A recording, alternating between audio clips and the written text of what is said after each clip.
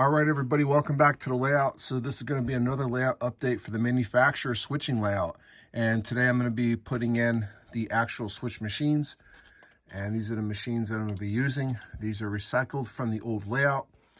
And there is the schematic I'm going to be working with. All right, so this is specifically for this layout. So I'm going to get the wiring all hooked up and get the panel working.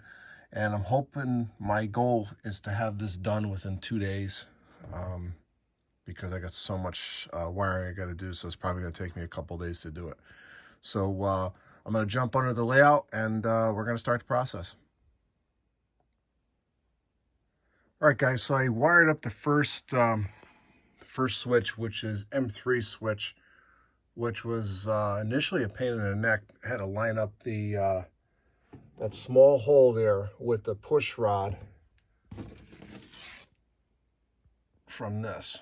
And it's a little bit more difficult because these are already trimmed versus the other ones. You stick them up through and then you trim it. So it took me a little bit longer to get that actually lined up. But let's take a peek underneath. So I got the switch mounted and it's all wired up. I'm going to have to put some electrical tape on there, but just to show you how it works. So that's M3. I still have to put the hook up the LED. I'm going to go back to the actual panel.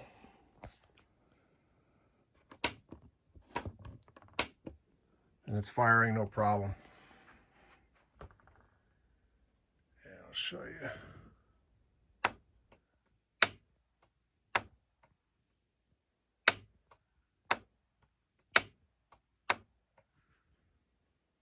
One down, a whole bunch to go. We'll be right back. All right, so I got all the switch machines in. Now the next thing I'm going to do is wire them up.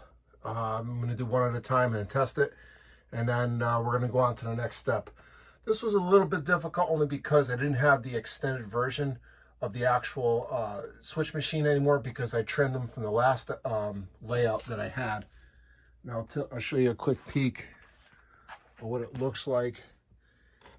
See if I can zoom in on this switch here. You can see the actual extended pin sticking through. I had to replace, I'll put actually a brand new switch machine on that one only because if you notice I shimmed up the track with some 1/16 inch strip wood because the homosote was at different levels. So I was able to get that all set up. But I needed to use an extended pin machine on there. So I ended up wiring up a new one, which wasn't a big deal. So now I'm going to wire up the rest of them, and then we'll come back and I'll give you another update. All right, everybody. So I got all the switches installed, and I got all the switches wired, so they all work, which is a good thing. So the next aspect of this wiring process to wire up all the LEDs. Now, pretty much every single switch has an LED with the exception of two. And the reason why is when I have a crossover, only one needs the accessory switch. So Peco makes these accessory switches that you see right here, and this controls the LED. This one over here is part of crossover 1, so it's not going to have an LED. All right, let's see if I can, there we go, we can focus in on that. So once I get done with the LEDs, then I'll take the wire ties and start cleaning up this all these wires, but everything is labeled, so I know exactly how it's wired. So I'm going to get the LEDs started, and then we'll be right back. All right, everybody, welcome back. So this is going to be day 2 of my wiring project. I decided last night I was going to stop with just the turnouts, and then I would come back the next day and work with the LEDs. One thing you don't want to do, and I learned this the hard way, you don't want to work on electrical stuff when you're tired, especially LEDs, because you could destroy equipment and burn out bulbs and things like that. So good night's rest, and now I'm ready to go again. So let's go over basically how I'm wiring this. So we'll start off with the turnout control. Now, on the control panel, I have 2 strips of connectors, and I have a total of 11. I have 11 spots because I have 11 powered switches. Some switches, such as CO1 and CO2, are 2 switches put together. So what I did is I wired them tandemly, and then I'll be able to throw both sets of switches at the same time. Now, on the actual turnout itself, I got 3 wires that come off of it. Actually 4, so let's show you one. So this is basically what is underneath my layout. And these are the Peco machines. Normally these tabs are straight up, and there's another set of tabs here. And they're designed, let me see if I have a switch. Yep, I do. Those tabs are designed to fit in here. All right, so they fit in here, and then you would actually cut out a huge hole, not really huge, but you would cut out a larger hole into the benchwork. But a friend of mine showed me a trick that you can actually take these tabs, bend them, and use two screws. And these switch machines themselves, they come in 2 different styles. They come in regular, and they come with extended pin. And because I'm using Homosote on top of plywood, I'm going to need the extra size pin, or rod rather. And so you got 4 wires. You got 2 whites on one side and 2 greens on the other. And the way this came out of my old layout. So what I do is I strip these 2 ends, I tie them together, and then I put that onto the common that runs around the layout. These 2 here, I'm using a different wire, so I'm using this type of wire, but I use a different color. And one white goes into the white, and then the other white goes onto the green. And then what I'll do is I hook it up into the actual control. So let's take a peek. Sorry for the quick movement of the camera.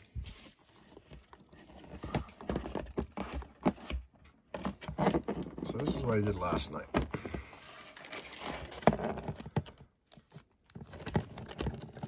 So for every one of these, this is a switch. So you got the red in here, red and white, all the way down.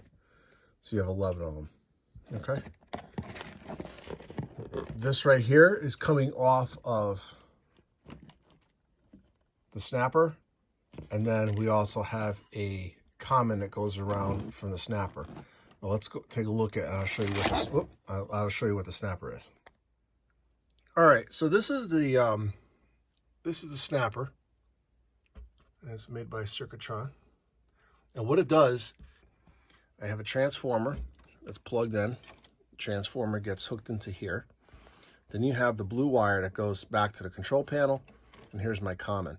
And what this does is those switch machines from Peco, they need some power to move them because they're snap switches.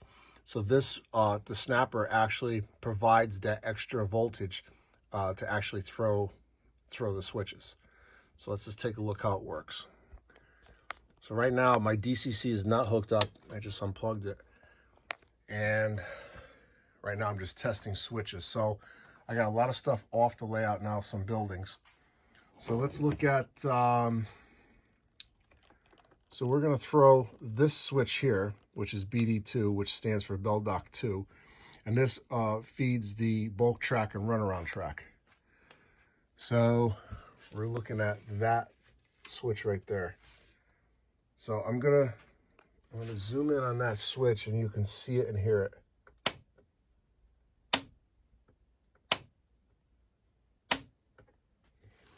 All right. So tonight's project is actually wiring up all these LEDs. So these are bipolar LEDs, and what I mean by that, they're going to be green when they're normal, and then when the switch is reversed from its normal position, and that will be display red. So the LED will be green and red. Now, when the switch is normal, I determine what is normal, what is not, as far as the the railroad goes. Same with reversing. So it all depends on your operation is going to work. How you set up your layout is how you set it up. But normal and reversing of switches is determined by how the layout is set up. So let's take a look at the actual wiring schematic once more. All right. So again, we have a total of 11 LEDs. I have one power strip there. Power supply. We're going to talk about that in a second. And these are the relays. Peco makes an accessory relay. And what I do is you put on the bottom of the switch. Now you have 2 whites and a red. All right. So this red wire is going to be the one that comes back to this strip here. And then what I'm going to do is I'm actually going to use this wire here. I'm going to start at the power supply. I'm going to run out to my first switch, hook it in, test the LEDs to make sure I hook in the right wires. So I want to make sure that if it's normal, I want to make sure that the LED is showing green. And then when I reverse it, I want to make sure it's showing red. And I'll show you that once we get the wiring process started. So I'm going to be using this under there as well. And then here is the power supply. Now this is a custom-made power supply that my friend made. This is just for the LEDs. So we're going to have a common. This is going to be going here. It's going to be going to a spot on the actual power strip here. And then we also have a positive volt, 12 volts, and a negative 12 volts. This wire is going to hook into there, and then I'm going to daisy chain it all the way down the layout. So let's get started, and then once I hook up my first LED, we'll check it out, and then we'll go on from there. We'll be right back. All right, so I was able to get the first LED hooked up, so it's all working, but the only problem I have here is that the switch right now on the layout is actually in a normal position, but it's showing that it's reversed. So I got to flip the wires around underneath. And right now I'm just using alligator clips underneath there just to test it out. So I'll be right back. All right, everybody. So I was able to get the wiring correct. So right now the switch is in a normal position. So let's take a look at what the normal position looks like. So if you look at that switch, it's lined for the main. It's not crossing over for both of those switches. That's crossover 2. And now it's reading green. Once you throw the iron, it switches to red. That shows that it's reversed. So let's take a look. And you can see the switch is reversed. All right. So I'm going to continue on with the rest of these switches. And we'll keep moving along here. We'll be right back. All right, everybody, welcome back. So this is going to be the last segment of this video, and I was successful getting these LEDs wired up. So let's take a look at them. I'm going to pause the video. I'm going to turn on the power supply, and we'll check this out. All right, so as we can see that all the LEDs are lit.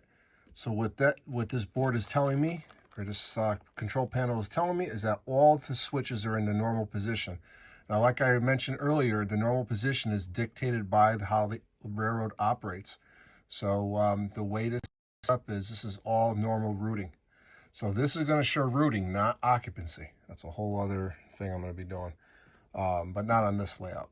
All right, so let's take a look at it. So the way I wired this is up is normal, down is reversed. So the RS1, that's River Street 1 switch. And if you want, I'll show you all the way down the line. Now, what I found in the past, especially with these Peco machines, they're good. It's good to exercise them now and then. So when I had the old layout, I used to just turn the panel on if I haven't run the layout in a while, and you can actually exercise the switches, because sometimes they do get bound up. So let's try this. So we're going to normal them all.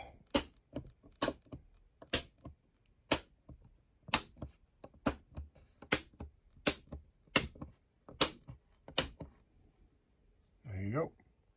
All right, so let's take a peek under the layout just to show you how much wiring I have. We'll be right back. All right, so we're under the layout, and it wasn't too bad wiring this, only because, you know, I can actually sit up on a chair or a little stool and actually wire it. That's why I have this layout is so tall. So that was a plus.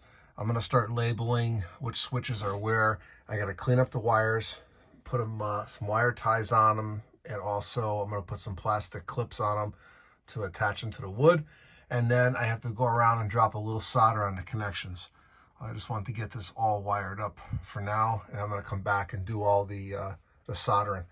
So let's go up to the top of the layout, and then I'll show you what else I'm working on. I'll be right back. All right, so the top of the layout is an absolute disaster. I got switches everywhere, all my tools. I got to clean up now after this. So, but my next layout update for the manufacturers is I'm actually going to take everything off this layout. All the buildings are coming off, all the rolling stock, everything is coming off. And what I'm going to do is I'm going to weather all the track. Once I weather all the track, and then I'm going to do the fascia, and then I'm going to also paint the backdrop. So, and then I'm going to put my skirting around it. So I'm stepping it up a little bit with this layout. I need to get this thing 100% operational so I can start hosting op sessions, and then we'll jump back onto the old Huntington and Hartford, which is my big expansion. So this is Ron, New Haven Rails. If you like this video, smash that like button. If you're not already, please subscribe. I do have a whole library of different videos on how-tos and run sessions and prototypical train watching, the whole 9 yards. So thank you for watching this video. Hope you enjoyed it. Please leave a comment. And also, one of my viewers is asking me for a layout tour. I will be doing that. I did not forget you. So I will be doing that at the next video. This is Ron at New Haven Rails. Have a good night, everybody. See you at the next update.